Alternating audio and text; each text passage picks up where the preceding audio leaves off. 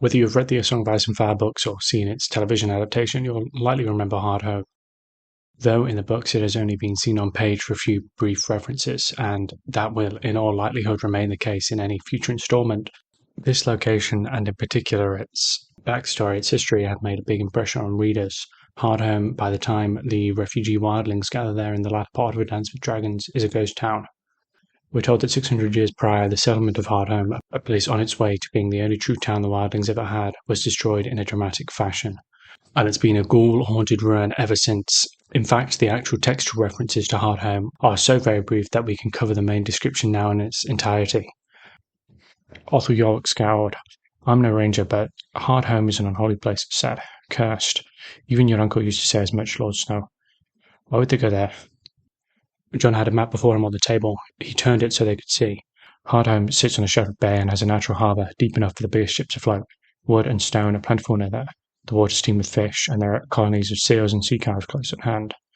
All that's true, I don't doubt, said Yarwick, but it's not a place I'd want to spend a night. You know the tale. He did. Hardhome had been halfway towards becoming a town, the only true town north of the wall, until the night 600 years ago when hell had swallowed it. Its people had been carried off into slavery or sorted for meat, depending on which version of the tale you believed. Their homes and halls consumed in a conflagration that burned so hot that watchers on the wall far to the south had thought the sun was rising in the north. Afterward, ashes rained down on haunted forest and shivering sea alike for almost half a year.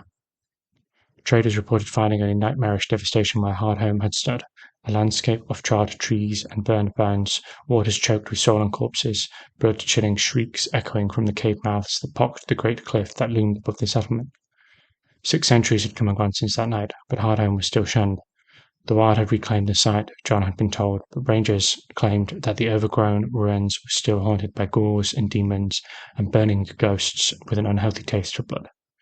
It's not the sort of refuge I'd choose either, John said, but Mother Mole was heard to preach that the free folk would find a salvation where once they found damnation.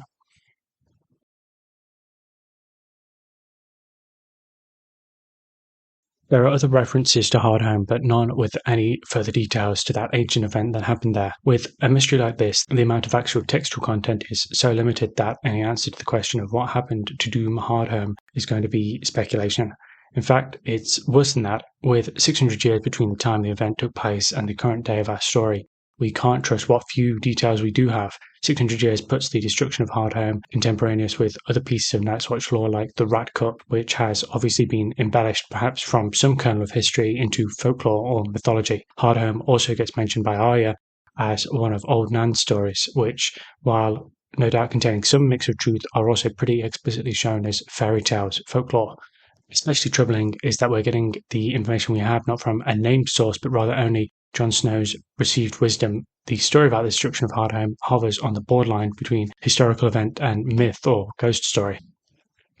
That being said, something evidently happened there, and the speculated explanations for the destruction of Hardhome I've seen online haven't convinced me personally. The conclusion I've come to isn't one I've seen elsewhere, so in this video I'm going to share that speculation as to what happened and the reasoning that led me there. To say that Hardhome was destroyed by a Valyrian dragonlord or by some magical group as a prelude to the doom of Valyria, as some other theories have suggested, doesn't really make cohesive thematic sense to me. Hardhome, as it is used, is part of Jon's storyline. It's a big element of Jon's Night Watch plotline, so I don't see how, then, that ties back thematically to one of these outside magical elements. To accept any of these explanations, we have to assume some kind of previously unseen connection between two otherwise very disparate story elements. We haven't seen anything at all connecting Hardhome to Valyria, to the Faceless Men, etc., etc. Not only plot-wise, but also thematically, we have to ask, how does including this element in the Wall plotline serve the themes that George R. R. Martin is using that to explore? The other main possibility in the north is, of course, the others, the White Walkers, and this certainly correlates to an extent. They're already in the north, and they seem to regularly prey on wildlings. However, a few of the details don't fit. Central to the reports is fire of some kind, a large conflagration if those details Jon Snow recounts are even half correct, which does not seem like the MO of the others. They don't burn down settlements. In fact, they famously hate fire. And similarly, those reports of bodies being found choking the water, wouldn't all those bodies have been raised as whites? Now, George R. R. Martin seems to be signaling that this event wasn't the others, perhaps particularly to differentiate what happened at Hardhome with what's currently happening in the north. He doesn't want us thinking the others have been around for 600 years doing things like destroying Hardhome. Sure enough, if this was the others, we'd have to explain why they were active 600 years ago when, all throughout the series, it's implied their return is recent and an active, imminent threat to the wall. So if these other theories don't fit, what then? I think we can take an Occam's razor approach to explaining what happened at Hardhome. Whether it's even reasonable to apply Occam's razor to a piece of fiction, especially a piece of fantasy fiction like this, is certainly debatable. However, I think in this case it gives us an interesting conclusion that, to me at least, seems the most coherent. Occam's razor states we should make the fewest assumptions possible. So we have a town of wildlings destroyed. We also have, in close proximity, an armed military group that hates wildlings, institutionally hates wildlings. We don't need to invent any other outside forces to explain what happened at Hardhome. The Occam's razor explanation for Hardhome is that 600 years ago, the Night's Watch burnt the town to the ground. Let's look back to that description from Jon Snow. All we really concretely know about what happened is there was once a developing town there, and 600 years ago, it was suddenly destroyed. The reports of ash falling on the north and fire being visible from the wall point us to some kind of fire, but after 600 years, the specific details could be entirely apocryphal. This could perhaps be a supernatural event, however. Certain others of the reports seem to think that it was plausible that this was the work of humans, Gagosian cannibals or slavers or whatever. So I think disregarding all the extraneous Gothic detail we can assume has been added as the story grew in the telling over 6 centuries, we can get to some kind of core account in which the town's inhabitants were killed or captured and the town burnt to the ground. This fits entirely plausibly with a surprise raid by the Night's Watch. They certainly had more than enough armed men to send to Hardhome, who could do the work of massacring the population and burning the structures. And in fact, many of them would likely even be eager to participate in such a ranging. It is entirely possible the watch came by land, but I think it would be more thematically appropriate to guess that this was a seaborne landing, a seaborne ranging. We are shown that the watch keeps a fleet out of Eastwatch. Certainly this would have its uses for trading and transport purposes, for policing the waters around the north, looking for wildlings bypassing the wall heading south or traders heading north. But I think there's a reason we're shown Cotter Pike as the head of this fleet. Cotter Pike is ironborn, that is to say, someone from a culture of seaborne raiding. George R. R. Martin is putting Pike at the head of the Eastwatch fleet to tell us something about how that fleet operates, to tell us something about that fleet's culture, that is to say, they operate somewhat similarly to the Ironborn. What the Rangers do on land, the Watch's fleet doubtless does something similar on the sea, striking preemptively to disrupt any wildling force that might threaten the wall, seeking and destroying any small groups of raiders that might seek to circumvent it. This kind of warfare would not be all that dissimilar from the raiding of the Ironborn. It would be very easy for the Night's Watch fleet to pull up to Hardhome with little forewarning, land troops in the town, and then return by sea with no fear of wildlings in pursuit.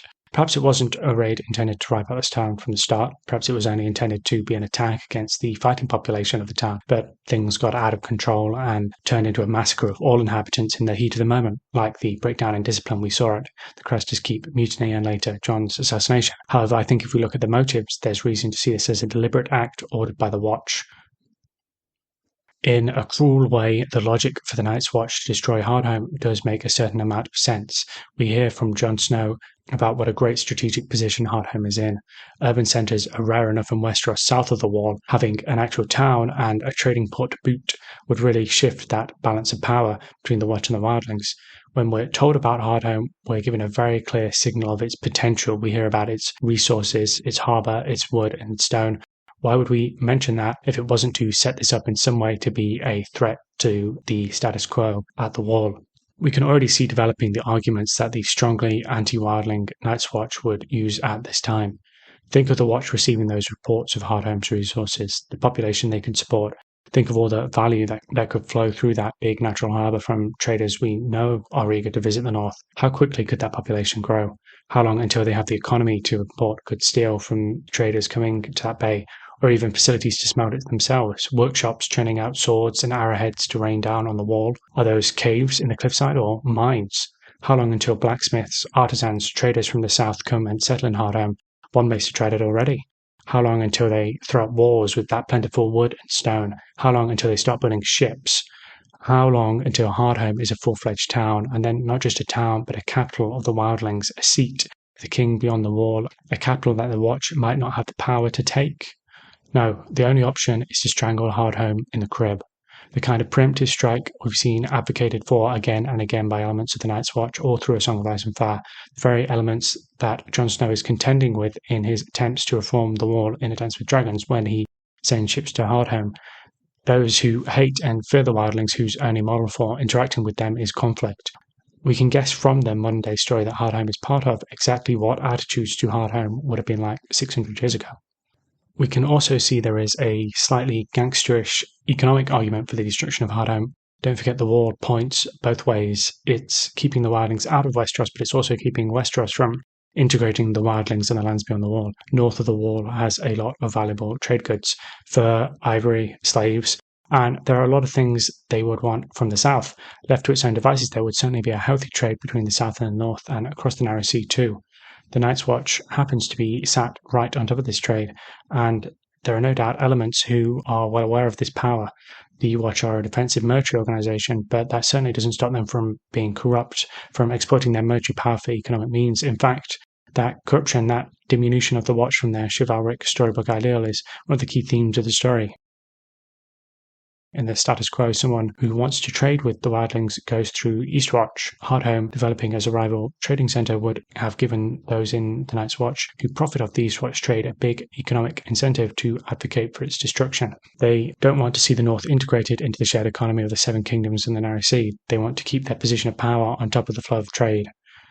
Now we can see that if the Night's Watch didn't destroy Hardhome, they got very lucky that something else did. If Hardhome wasn't destroyed, there'd be no point in even having a wall. Now we can see the thematic resonance of what's happening in A Dance with Dragons with the mission to Hardhome. Remember that quote, the free folk would find salvation where once they found damnation. George R. R. Martin is hinting that what's happening at Hardhome is an echo, a reflection of its ancient doom, where now the wildlings are hoping to find salvation for the Night's Watch fleet. It makes all too much sense that the Night's Watch fleet was how they found their damnation at Hardhome 600 years ago. In fact, Jon Snow's story in A Dance with Dragons is all about his attempt to change the Night's Watch, to change exactly their relationship with the wildlings and internally their attitudes to the wildlings. It only makes sense that the plot element that appears at this stage of the story is related to that conflict. Hardhome is an example of where those attitudes lead, what those attitudes have been leading to for 600 years. And we can see again that this ties into where Jon's storyline leads. He's attempting to fix the Watch and their relationship with the wildlings, but it turns out to be tragically more complex, harder to do than simply doing the right thing, making the right choices. There's thousands of years of animosity to deal with. In the same way, by sending the fleet to Hardhome, however unknowingly, he's trying to expurgate the crime the Night's Watch once committed there. But it is revealed to be much less simple than that. You can't erase a curse of 600 years with a single action. As if in confirmation of this, when the fleet does arrive at Hardhome, we hear from Cotter Pike that the wildlings don't trust them because they mistake the Night's Watch for slavers. And if you remember, slavers were one of the potential candidates that are mooted in the mythology for the destruction of Hardhome. And so in this way, literally we're being told the wildlings don't trust the Watch because they associate them with the destroyers of Hardhome. Now the question remains, how did the world and the Watch forget this? Well, it has been 600 years. The unreliability of historical memory, the ease of forgetting the past, is one of the central themes of A Song of Ice and Fire. Events are kept record of in both chronicles, documents, but also in folk memory, both extremely fallible. In that first case, we know there's little chance of receiving an accurate report of events 600 years before the start of the story. We know from Sam's recounting to Jon Snow that roughly one-third of the Night's Watch supposed history, 300 out of their 998 or so Lord Commanders, is missing. Perhaps it never even existed in the first place, but more importantly, the archives of what is recorded are a total mess. They aren't organized, so that information wouldn't be readily available, even if someone wanted to go and check for what their official narrative about Hardhome was. It's possible there is an official report of the burning of Hardhome just sitting there in the library somewhere, but no one would have any way of finding that in particular. 600 years, it would be all too easy to lose track of where the Eastwatch fleet sailed when, in which year. In regards to folk memory, popular wisdom, which is how Jon Snow has received his knowledge about Hardhome, in a time and place where information spreads so slowly and primarily by word of mouth, the factual events would only be one amongst dozens of competing accounts and interpretations. what version of events gets believed and survives to be remembered, especially across 600 years, is not necessarily the version of events that is most factual. We can expect that in that popular account Jon Snow gives us, there are some kernels of truth alongside fabrications, falsehoods, and embellishments, and downright omissions. When we look at the popular means of transmission, we can see that the factual details about Hardhome were not likely to survive, even if the emotional content, the myth, has. Hardhome fits right in amongst other wall tales we hear from Jon about the Rat Cook, the 79 Sentinels, Brave Danny Flint, the Thing That Came in the Night, Maddox, etc., etc. All these seemingly contain kernels of truth, but surround them with gothic ghost story embellishments. In particular, they are dark truths, shameful events, shameful history that needs some way to be contended with and acknowledged. We can imagine something similar occurring to the history of Hardhome, details being added or embellished, howling caves, ghouls, curses. The idea that the Rangers of the Watch, in particular, see burning ghosts feels particularly condemnatory. This is classic ghost story. Ghosts as a device for the violent past to literally return and confront those responsible. The other way the history might have survived south of the wall, songs, is not likely to have preserved accurate factual details. The Night's Watch massacring at Hardhome is not an event that would likely survive in song because the work done at Hardhome isn't the type you sing songs about. Massacring a whole town of people doesn't really live up to the heroic chivalric image the Night's Watch tried to project.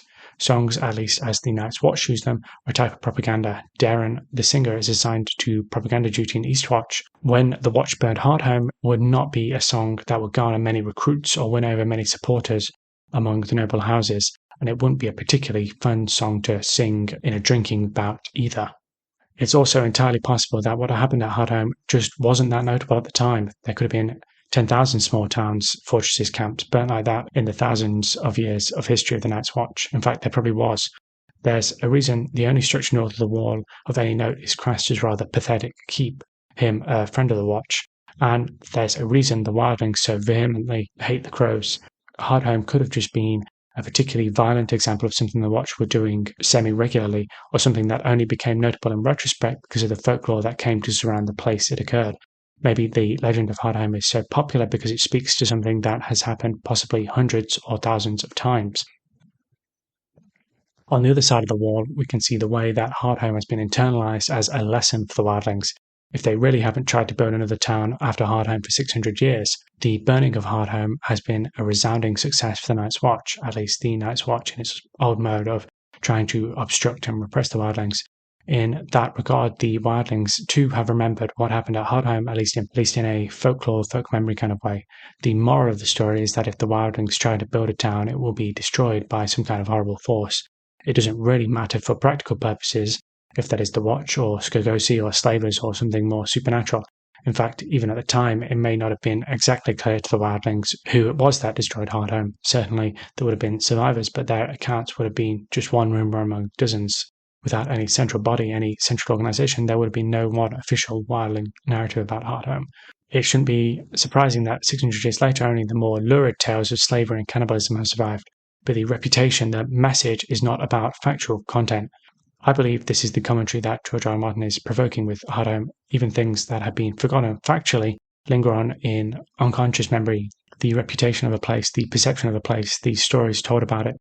Even if people don't factually remember what caused that sense of horror, of dread, what created the haunting in the first place, the lesson of Hardhome is remembered emotionally. And this is why Hardhome has its dark, creepy atmosphere. It's unheimlich, it's uncanny, represents a dark, repressed truth, a repressed history. To the wildlings, a story, a lesson they have remembered in spirit, if not in fact. A lesson they follow by never attempting to settle there again, even if they don't remember why. To the Watch and the South, Hardhome's nature is uncomfortable, accursed, unholy, because it makes them look back at a shameful part of their history. It's haunted by this history, in fact. We're probably never going to get an answer as to what happened in Hardhome 600 years ago. Even if we get another installment in the A Song of Ice and Fire series, this kind of background peripheral mystery is not necessarily something we'll see answered. It would be a very hard thing to even convey this answer effectively. Hardhome is memorable precisely because of its mystery. The mystery adds colour, it adds atmosphere to that setting taking place in the story. I don't think it's intended to set up some massive plot development when that truth is revealed. It's just a mysterious piece of background lore. But in some ways, that's a good thing. That means we're free to choose our own explanation. We can choose our own interpretation of how this detail fits into the larger piece of work. I've set out my reasons why I think this particular explanation is the best one, and those are practical, but first and foremost, thematically. If the watch destroyed Hardhome 600 years ago, it only makes sense its reappearance in Jon Snow's plot is representative of his doomed attempts to fix the centuries of animosity between the Watch and the Wildlings. It's central to those key A Song of Ice and Fire themes George R. R. Martin is trying to explore: how we remember things, how we forget, the long legacies of violence. When Hardhome confronts Jon Snow as a contemporary moral issue, he's also being confronted by a long history of violence. The world might have forgotten exactly what happened at Hardhome, but the violence that took place there lives on into the present day. That's why Hardhome is haunted. That's all I have to say about Hardhome. What do you think? What's your opinion on why Hardhome is haunted? Let me know in the comment section. I hope you enjoyed the video.